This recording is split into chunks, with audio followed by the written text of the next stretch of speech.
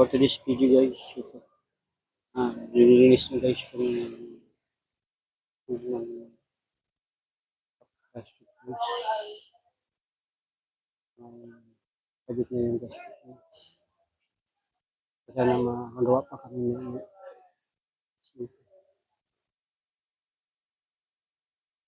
palikot ng rocker rub seal pati Kusap kayo? Ay, kusap pala. May fuel pump kayo pang PCX? 160. yung ano yan? Fuel pump. Fuel pump. Nakalimutan ko wala sa isip ko.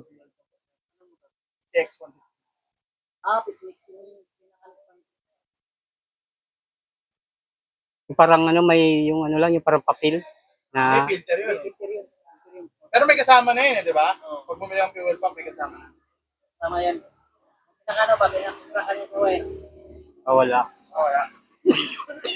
Saka, ay, ito ka mga tricks. Meron doon. Saan? Herbosa. Baka magkalokan na ako. Para hindi ka na mabalik-balik. Diretso na karokan. Pag nagpapalit ako no, magkano po?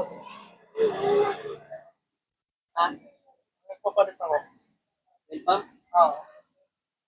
Ang libo niya. 150.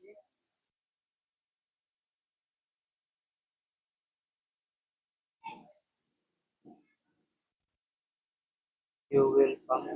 Parang hindi ko pa ito nakikita yung spices. Hindi ko pa nakikita sa fuel pump.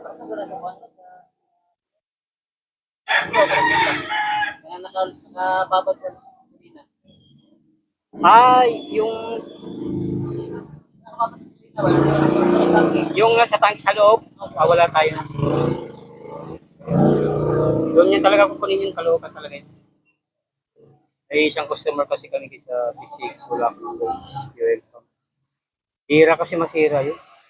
Hindi ako nag-stock ng ganyan.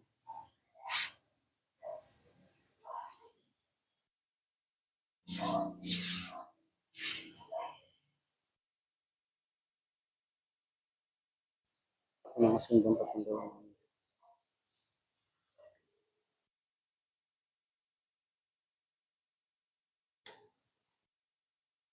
Easy guys.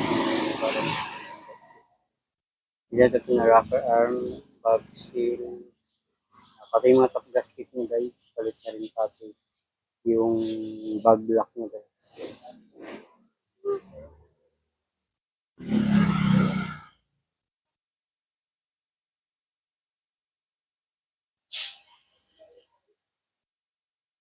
Pati like, follow, and share.